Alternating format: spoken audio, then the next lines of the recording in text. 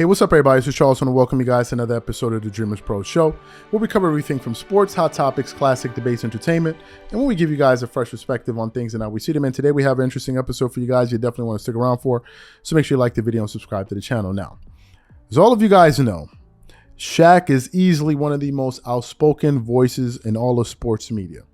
Shaq is known for being one of these guys that just basically calls it like it is. And it was no different in this latest instant.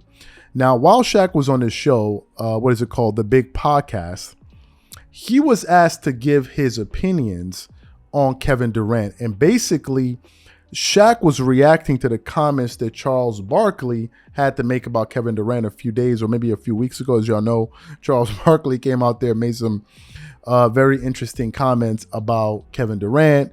And as a matter of fact, they discussed this on other sports shows, you know, the things that Charles Barkley, had to say, what he had to say about Katie.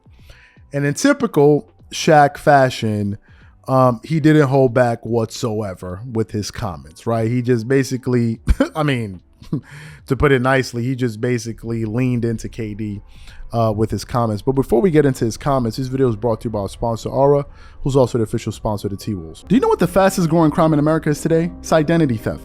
Imagine trying to log into your email only to see that your password has been changed. Then you start getting weird notifications from your bank and credit cards only to find out that all of your personal and sensitive information has been totally compromised. If you think it can happen to you and your family, just know that in 2020, over 49 million Americans were victims to identity theft, costing them a combined $56 billion. That is why we are excited to partner with Aura, who's a sponsor of this video.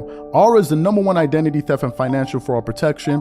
Aura monitors the dark web and alerts you if any of your passwords and accounts have been breached. And funny enough, after using Aura, I discovered some of my credentials were floating around in the dark web, and the app showed me exactly when and where the breach happened. In addition, Aura allows you to set spending alerts, and they'll notify you of any suspicious transactions. Aura is 4 times faster than any of its competitors in alerting you if someone is trying to open a credit card or obtain a loan using your name. And remember this, every 14 seconds, someone becomes a victim of identity fraud.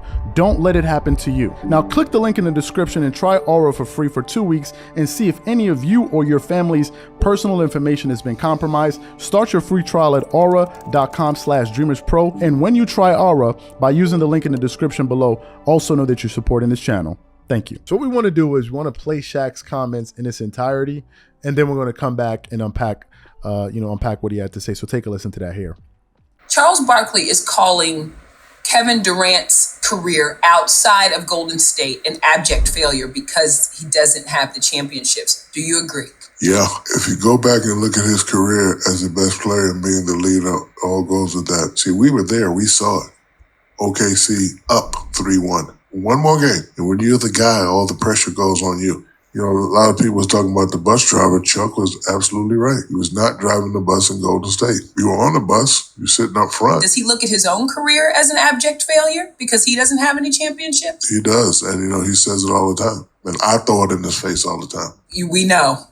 We hear you. And listen, he has G14 classification. He does. Not the, championship floor, but he's in the building. Mm-hmm. So when guys like us go, whoa, and then you win and we don't respect it, don't get mad at us. That's how we feel. This is the attitude that Kevin Durant is going to say, whoa, I got this many points and I got this and I got that. We're not talking about that. We're talking about when you're the guy in championship moments, can you take it to that next level? Mm-hmm. We haven't seen that yet. But abject failure means basically in street terms, you ain't. That's what abject failure means. If you're the guy and you ain't get it done, it means you failed. First of all, I don't know what abject means. It sounded good. So you heard what Shaq had to say there, right? Y'all heard what he had to say. Now, I think this is a nuanced conversation. I don't think it's a black or white type of conversation. I think there's a lot of gray areas with this particular topic here. From what I understood from what Shaq is saying, basically, if I'm getting Shaq right, basically he's saying that KD has been a failure because he has not been able to deliver in big moments on his own when he was the man of his team. So I think we're looking at his OKC days and we're looking at his short time, with the Brooklyn Nets. So from that vantage point, I can understand what Shaq is saying when he's basically like, okay, when you were the man, like when you were the guy that had to go out there and lead your team, when it was all on you, there was nobody else. You were the alpha on that team. You didn't come through. So I get that. However, there's some other parts that I don't really quite agree with, to be quite honest with you. So if KD's a failure, if we're looking at his career, excuse me, from that vantage point, then what about all the other things that have transpired over the course of Kevin Durant's basketball career?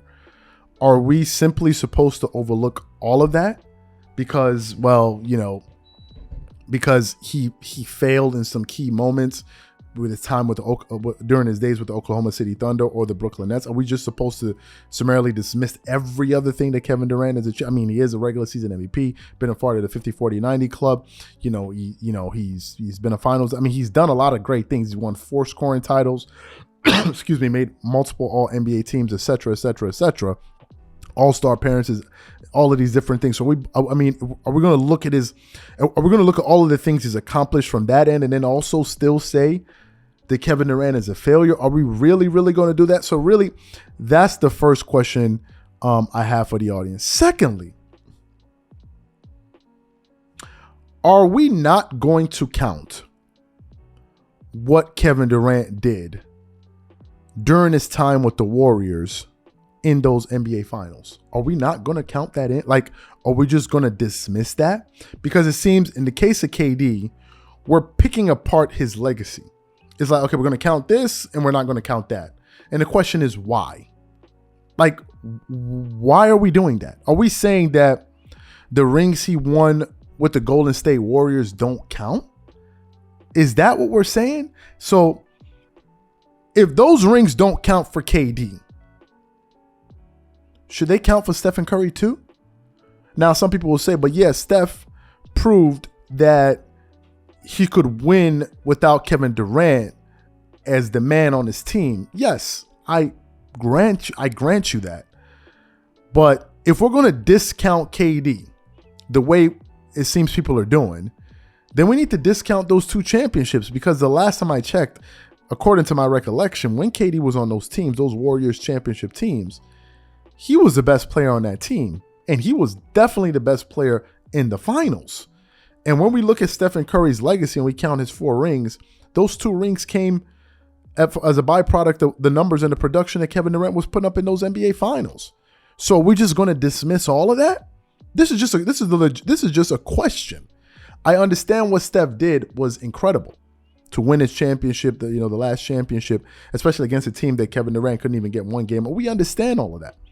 We're not disputing that. But the question is, are we just saying that what KD did doesn't count?